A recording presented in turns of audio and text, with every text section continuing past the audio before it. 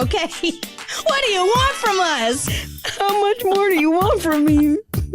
And we're back. Hello, girls. We're back. And we're back. We're back.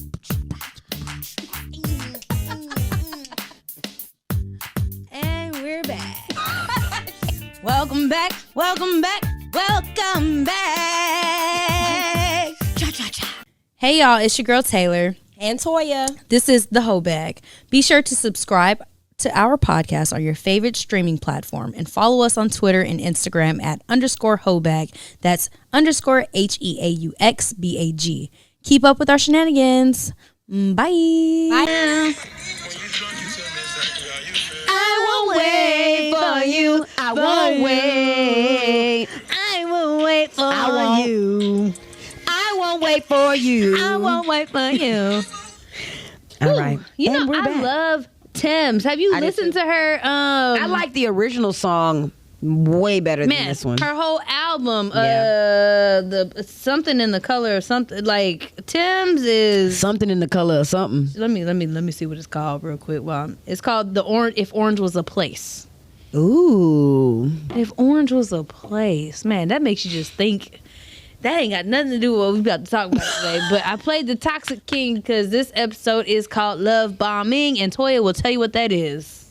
So a love bomb is to lavish someone with attention or affection, especially in order to influence or manipulate them. A lot of y'all still like, I don't know what that mean. They tripping. I'm a lot of y'all. So we gonna go ahead and go with the goddamn my bad, y'all. We gonna go ahead and go with the goddamn Twitter news. So there's been like a little trending thing on Twitter where people are talking about people that have gotten married in a very short amount of time. And there was one lady that said, and she's smiling so big, her and her hubby, and married after 7 months of knowing each other. Our wedding was $50. Our reception was at Olive Garden, and our honeymoon was a local casino hotel. Now I'm gonna go straight in. I'm just gonna dive headfirst into the comment section. Somebody said, no. If we're meant to spend our lives together, why are we rushing? I don't like making impulse decisions when it comes to big things like this. That's extremely immature and irresponsible in my opinion. So another person said, 10 years means nothing. What is the quality of the relationship? Are they happy, growing, developing, communicating, still have good sex and date nights? Are they still invested in getting to know each other? Do they feel safe with one another? Are fights resolved? How's family? And then another woman said, love bombing 101. They make you fall head over heels in a very short period of time, lock you into a marriage, and then make your life hell. Isolate you, make you financially dependent upon them if they have the means, and abuse you physically, mentally, and emotionally. I don't think I have ever been love bombed, nor have I ever love bombed through a little love bomb in somebody else's life. No, I think that's a toxic, manipulative, abusive type of thing, and it's crazy that they're calling it love bombing, because love bombing it makes so sense lovely to me. No, a bomb is something that blows up. So love bombing does not sound. You got the bath bombs, and it's bad for your coochie. So here we are. But I'm saying, like, when I initially think of it, you did not compare the love bomb to a bath. That's what I thought about. I was like, oh, it's gonna be flowers, just that's why when you're it's like, oh, it's flowers. It's a bomb with beautiful flowers that are just been plastered all over it. Oh, and then it freaking explodes. A ticking time bomb. Okay, that makes more sense. So yeah, no, I've never been in a situation where somebody makes me fall and become like in a situation to where they're abusing me or anything like that. I have a friend, and this friend loves men with money. Don't we all? Don't we niggas, all? you like niggas with money too. Because y'all be they big bro and all. Whoa, big bro. Nigga, you're 47. He's 19. Anywho. Big bro. So like she's like, man, girl, you'll never guess who I met. He got a Mercedes, he got a this, he got a that, he got a big ass house, he got da da da. Loves money, right? Mm-hmm. My brain is automatically like, is he spending it on you? Because if he's not spending it on you, it's just you're just attracted to that and you're just another bird, you know, in my opinion. Facts. But a lot of men with money end up attracting these women to them that usually don't have no money, because if you got your own, that shit is like, yes, it's cool. I mean, you got that, but what else is next? But once they attract you and you have more than them, slowly but surely it's like, oh, you don't have to work. Don't worry about that. You don't have to. Don't worry about that. I'll pay for it. I'll buy you a car. I'll do this. I'll do that. And it reminds me of The Game. I started watching The Game all over again. Melanie, poor little Melanie and Derwin, you know what I'm saying? She wanted to go to school. If y'all don't watch The Game, you know what I'm saying? Melanie loved Derwin and Derwin loved Melanie. And she got accepted into Johns Hopkins, which is in Maryland. It's a great school to become a doctor, but she was following Derwin and he was chasing his NFL goals and career. He finally gets into the NFL. She becomes all about Derwin and is losing herself in this whole shit, to where her family's not supporting her anymore because she's supporting her man, right? Well, now Melanie don't really have no car. She don't have no job. She don't have nothing. And she's so dependent upon Derwin that even when they broke up, she had to fucking sit in her shit and say, damn, I don't got no car. I don't got no job. My family ain't gonna help pay for school no more. Da-da. That's a fucking love bomb, regardless of if you look at it that way or not. I think sometimes we allow ourselves to just run into a love bomb head first, and like, you don't think so? Maybe it wasn't meant to be one, but it sounds like one to me. I think, okay, so I don't agree based on what I'm hearing about love bombs. It's like somebody who it's intentional, one part is intentionally trying to get you to where they're pretending to be nice. Derwin was always nice. He was genuine. He believed that, you know, he was going to take off in his career, which he did. Yeah. And he fucked around and got the other girl pregnant, and so that I don't think that situation is the same. You have people like on Tyler Perry got the movies. That guy. Oh, we can talk about Jason then. Jason and Kelly. That was a love bomb. Yes, because Jason was like cheap and he wanted Kelly to stay home and do everything. That was a love bomb. Thing. Yeah. But I really think of what was that movie that Tyler Perry had where it was a Journey Smollett. Oh Lord, I forgot about him. And not Jesse, but his sister Journey, and gosh, what's his fine ass?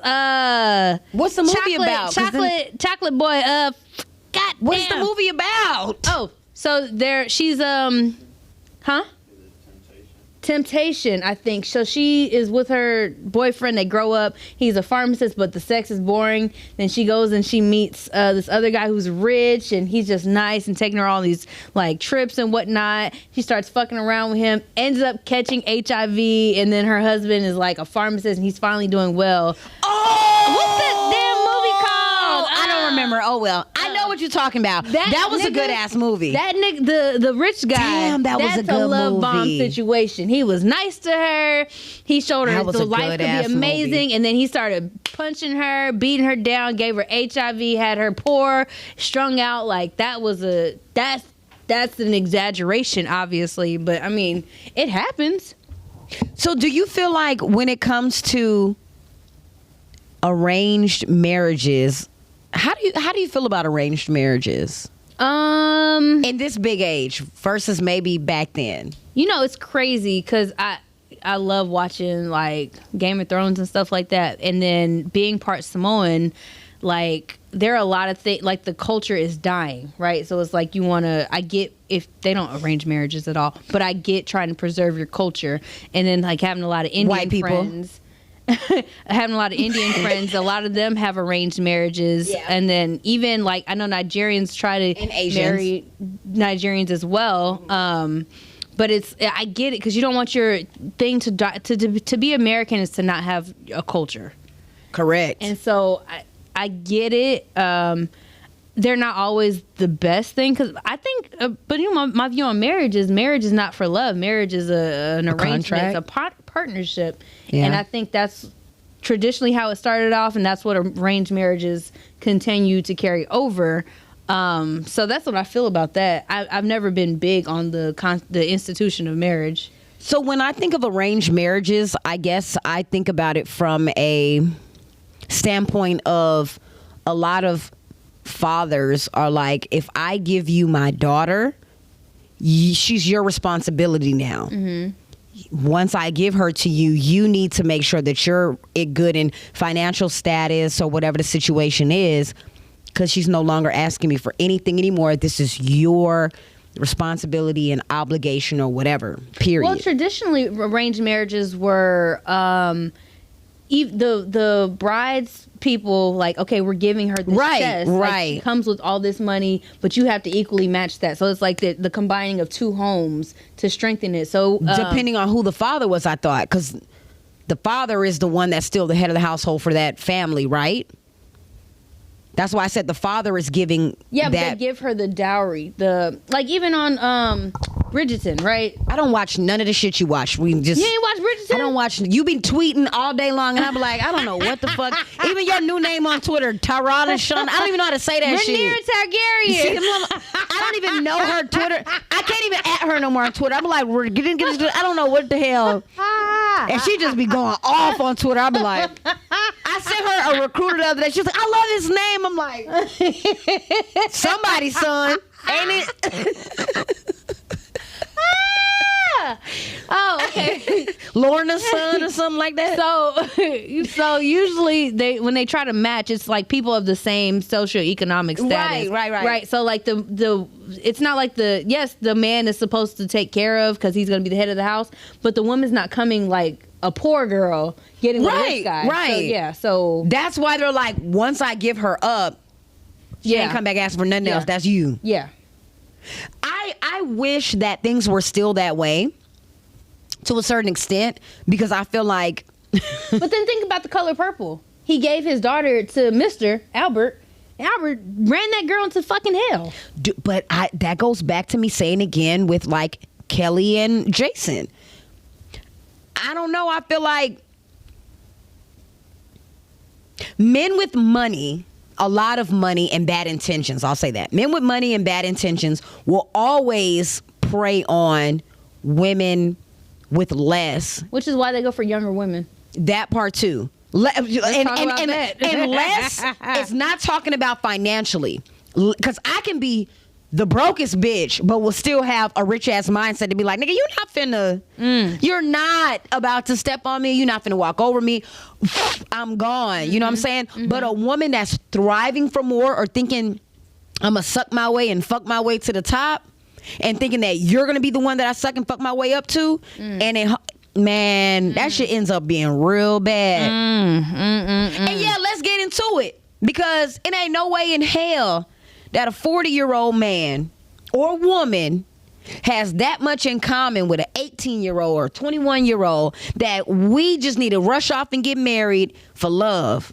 You out your fucking mind. Did y'all really have in common? Not a fucking thing. I'm not gonna say 18. I'll say 22. I get if you 22 and you fucking a 40-year-old because you're having fun. You are like, what the hell is so fun about a 40-year-old? Besides money, I'm saying the money. Like that's like if he's got money and he's giving you all this stuff, I get that's it. Why I said let's cut that out. So then you take that away. I don't understand why. I would never go fuck a 40-year-old when I was 22 years old. You didn't. You probably got ED. But then what the crazy part is, BV, the 22-year-old ABCD doesn't know. They're just trying to have fun. Take the money out, then that's fucked up.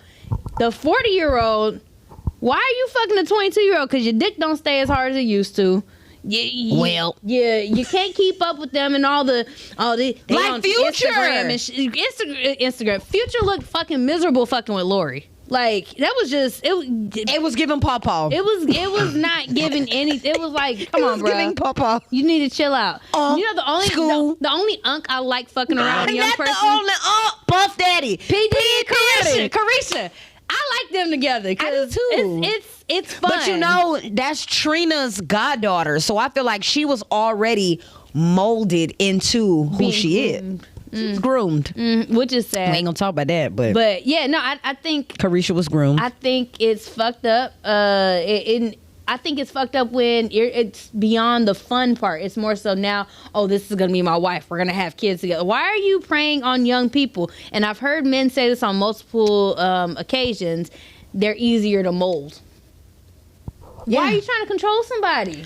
Well, I mean, that sounds. You say mold, I say manipulate. It's same shit, yeah. You can't find no grown woman that wants to deal with you. No, well, let's think about us being stuck in our ways too. Now we are stuck in our ways. A lot of women that are the same age as men are not going to go for the bullshit that they probably bring to the table. Okay. If I'm a successful woman, and let's just say bottom level successful, I have my own car, I have my successful career, and I don't have kids. That's low level success for a woman.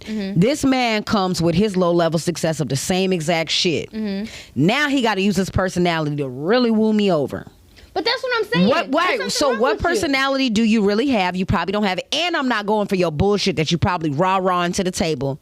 So now I got to go for somebody that probably don't have a successful career because they're only 20. They're just now probably fucking working at Chili's or some shit. I'm going to win her over with my little $75,000. And I'm not saying little than that, but $75,000 a year career with my 2016 Mercedes or whatever. 2005. Diamond in the back, sun rooftop, digging in the lean with a gangster lean. That's gonna win over Chili's. Absolutely. Versus me. Girl, he got a Mercedes. He makes $75,000 a year. Baby girl. Whole time he giving 10% for tip. But if he's tipping. If he's tipping. Okay, so when it comes to love bombing, do you feel like there is a certain like amount of time that you would give somebody before you get married to them? Well, do you believe in like love at first sight, like all of that when it comes to that whole little thread? Sorry, I'm gonna address a couple things. Amount of time, I think. In the situation in the story you told about the friend with the eyelashes and she got blocked and stuff like that, those are signs of a love bomb. Because just like, this person's going to start acting, they can get crazier later on, right? So that's when you see the red flags and you go, do I want to deal with this? Same vice versa, men and women. Like we see, if a man, I went on this date one time with this guy who, at the time I thought he made a lot of money, probably $100,000. He was an engineer, young engineer, and this guy had reached out to shake our hands, like, "Hey Taylor, how you doing? Hey, such and such, how you doing?" And when I reached my hand out, he slapped my hand away, and I was like, "Oh hell no!" He was African, and I was like, "I already see." Not saying nothing Africans, but y'all got a little reputation. I'm not gonna put myself in that situation to where I can see what goes on later. So I think when you say amount of time, it's like you see the red flags coming and you're like, yes, I could have this nice lifestyle, but do I want to deal with somebody? Now, let me just to rebuttal. How do you feel about benefit of the doubt? Because in that situation, me being me versus you, we two different people. I give people benefit of the doubt. And my first thought is, you're used to women that let you do shit like that. Now that you know me, perspective is everything, frame of reference is everything. I'm going to tell you, that's not how I operate and that's not how I move. And then what if he's like, oh, my bad, it's just what I'm used to. Do you give people wiggle room to change, or are you like, okay? You remember, when we date, or when we talk to people, we talk to multiple people. Absolutely. So if I'm talking to somebody I like more, and then you just happen to be one person I'm going out having fun with, and like you're a potential, but like you're not high on that list, I'm not finna talk by it and go on to the next. I don't have time to sit up here and try to weed out. You know, if you got these things, this is who you are in the beginning. Like you people show up, yeah, show up. People show up as their best selves in the beginning. You think? Yes. Do you think men really show up as their best selves? And I don't believe that. Now, if they don't, that they don't give a fuck about you. I believe that men just show up as who they are in the beginning. They're representatives. And I think men show up as who they are in the beginning, and women show up as their best selves in the beginning. I got a degree in psychology. It's your persona. This is who you put out into the world. This is. But what if they think that is who their best selves is what I'm saying. Men show up as their best selves because that's who they think they are. If you think that's your best self, slapping my hand on a second date, I'm not giving you the benefit of the doubt. But again, so my thing is with the benefit of the doubt, let's say not using that example of slapping the hand. If they're used to a certain caliber of women, right? But that is a good man based off of your maybe top 5 things. Because you wouldn't date him unless he had those top 5s. But he's used to bottom of the barrel women because that's who approach him. Now he gets someone of the caliber that he's not used to dating. When do you give that benefit of the doubt? It's what I'm saying. Like, dating to me is so difficult because I think I am such an open-minded person that I have these inner discussions with myself like, damn, what if that person's just not used to somebody like me? And now that I've come along and I'm like, oh, hell no. Do you address it or do you just be like, no, that's a red flag for me and I'm out? I have this friend who's a very good man. He was a shitty man to one person, but overall he's a good man, right? And he said, Taylor, why are you giving everybody access to you? Everybody doesn't deserve the benefit. Absolutely. They don't deserve access to you. And unfortunately, they are good people in their own right, like in their own space. That doesn't mean I have to sit up here and waste my time and energy teaching or coaching. That's not my job. And guess what? If it was, then, you know, if I had the time to do that or the energy to do that, then I would. But for me, no. Personally, and I think, honestly, if a lot more people thought about that, we would have less heartbreaks, less, you know, you would be like, okay, there's this pool of people who like to give each other energy and shit like that. Let them have that. And then you separate yourself from the bullshit. Because guess what? I knew this girl who's an amazing woman, has a lot going for herself. She met this guy. He was an amazing person. And she did some weird shit.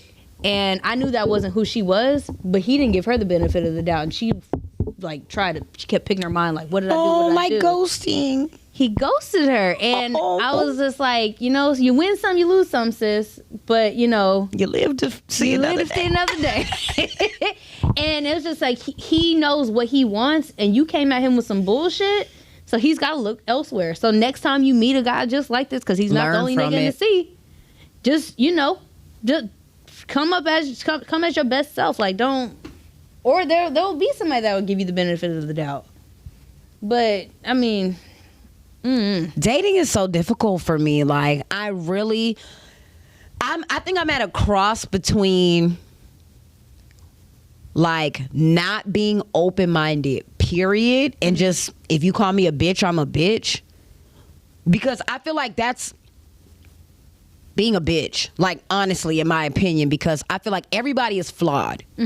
So why not give somebody benefit of the doubt? But then when you do, then I feel like you are giving access to people playing in your face. Because it's like, I did this one time. She let that shit slide because it's a growing pain. Now here I am, growing pain number 3. You know what I'm saying? It's a learning experience type shit. And I'm like, damn, like, I don't know, man. I don't know. I think, honestly, once you get more what's the word I'm trying to say, I think once you stop giving people benefit of the doubt, I know it's gone. I'm gonna be at your wedding crying, girl. I already see it. You're beautiful, you have a lot of stuff going for you, and it's like once you stop letting people, I'll be like, well, maybe try it, girl. You gonna be getting married. I'm be like, my friend. He knew to come correct, y'all. Like, yeah, that's my honest opinion. But then I feel like, too, people also come as, like you said, their best self and their representatives, too. And I feel like, I said this time and time again, people start letting shit flow through the cracks around month 6. That 6th month, it's like, all right, now I see you starting to get a little comfortable. You starting to unbutton one button and the next button. So then these people get married month 1, month 2, month 3, whatever. Like, damn. And this is a turn off for me. Niggas being overly happy about dating me is cute, but then you turn around, oh, I like you so much. You don't even know my middle name. Yeah. You don't even know. You're not even asking these questions that are like, I'm sorry, high vibration questions. Like, you on that low vibrational ass plate. I'm just going, but no, like, you don't even know. You don't even know if I come from a 2-parent household. How the fuck do you like me so much? You're not like asking me. Yeah, you really like the idea of me. You like how fun I am. You like my personality, but you don't know my triggers. You don't even know how I act if I'm broke as fuck. I mean, that's like liking a job. Like, you was like, oh, I really like this. I can't wait to get into this company. But you don't know. Everybody's got the downside of working on a team or working for a company. You don't know it until you. That be my thing when it comes into these like love bombing ass relationships. But it could be. I think the word love bombing, the term, is throwing me off. Because everything is beautiful and glitters in the beginning. And I think that's where love bombing comes from. I mean, but everything. Because that's what they said. Like, if I'm coming into something as a manipulator, I'm always going to come into something that it benefits me. I don't give a fuck what happens to you. Okay, yes. But everybody's doesn't have ill intentions. Some people are just fucked up and don't realize it, I think. Of course, but it's still an ill intention at the end of the day. Whether you realize it, I'm going to realize it. That's just who you are. Because you've never been to therapy. You never did the inner work. You never mirror worked or whatever you want to call it. You realize it, though, because you're a good person with a fucking compass, a moral compass. You know what I'm saying? So when you meet those people, you're a person that can be like, red flag. You know what? I think, okay, not to always go back to my childhood. I think now I can get in on this. The reason why I don't give people multiple chances is because I grew up with parents that would be like, oh, I'm sorry, here's some ice cream. Yeah. Dead ass. And then come back and put me back out the house for the same shit. And I was just like, damn, I thought shit was sweet. What the fuck happened to this butter pecan? I thought shit was sweet, like literally. And so like now I just be like, I'm not dealing with that. Like, the first red flag is like, nah, like, you show me, and they might not be bad people. I don't give people the benefit of the doubt because I don't want to end up in a situation like that, because I do feel like niggas is gonna nig at the end of the fucking day. Like, you give them instinct, the future gonna always be future, and I don't know why bitches keep fucking future. Okay. Yeah. You've got a point there. I don't understand it. But it's like, oh man, he's not manipulative. That's the crazy part. He is who he is. He says he's going to fuck him and pass it to his homie. And they go, why did he do that? He was being nice. He took me out to eat. Just because a nigga like to eat with you don't mean he not gonna play you. Now, I will get into we can talk about people with money again. If I say that I am going to play you because that's who I am, I'm going to fuck you and I'm going to pass you around. That is still manipulative, because what happens when I say no? That's what I want to know. Do you remember the story? There's a story of the frog and the scorpion. It's like an old African tale or something like that. No. So there's this river of water, and the scorpion needs to get over, but the scorpion can't swim. So he asked the frog for a ride on his back, and the frog's like, hell no, you gonna sting me. And he was like, I'm not going to, I don't want to. He's like, I just need to get on the other side. So then the frog gives him a ride to the other side of the river, and then the scorpion accidentally stings him. And he's like, damn, you said you weren't gonna sting me. He's like, it's just in my nature. And it's like, you knew this nigga was gonna kill you, and you just have to, at the end of the day, like, is he being manipulative? He just asked you he told you, he's like, I'm not gonna try to, but this is me. So you have to use your better judgment. I don't know. Do you think that somebody getting married like that, like what we said at the beginning, is that desperation? It depends. You know, wait a minute. Let's take it back to 7 months, $50 wedding, Olive Garden reception. Is that desperation? I think it is lust. Because I know people who have gotten married and like the comment said, like, are they healthy? Fuck all the whatever. I know people who have gotten married at 6 months. Like, they were just like, fuck it, let's just go get. I know several couples that have done it, and some of them are unhealthy. They've been divorced already, and some of them are thriving, and they were like, it took a lot of work, and they did the work. They were willing to do it. I think desperation, bragging about that. I would never brag about the Olive Garden. Right, like, man, Olive Garden be fucking for real. But you know, in some parts of America, Olive Garden is a nice restaurant. But I would think, like, come on now, not every woman wants to be married. Not every woman had a dream to be married. Let's get that out there in the open, right? Yeah. But the one time you do, bitch, Olive Garden, be fucking for real. I wouldn't have had no reception. Did you have a say so in this, or was it like, oh baby, anything you want to do? Sure, let's give. I don't care. Let's do it. Dickin'. Again, going back to Derwin and Melanie, she rushed that wedding because she wanted to be the first. Oh yeah, before he had that baby. Yeah. You rushed it, and then he still had the baby on your ass anyway, and you was in the fucking with your wedding dress, looking at the baby like, damn. What did you name him? You know, that had us in shambles back then. Derwin Jr.? I couldn't even give you your first junior? Ooh, that show had us in shambles back then. It still got me in shambles because I'm talking about it now. 20 years later. Derwin Jr.? Really, Derwin? And then fucking Melanie, the real Melanie, got a fucking file for divorce. This nigga told me the other day, you remind me of Tasha Mack. I turned around and was like, I don't know to take this as a compliment or not. He was like, yeah, she was a boss. No, I don't want to be a boss.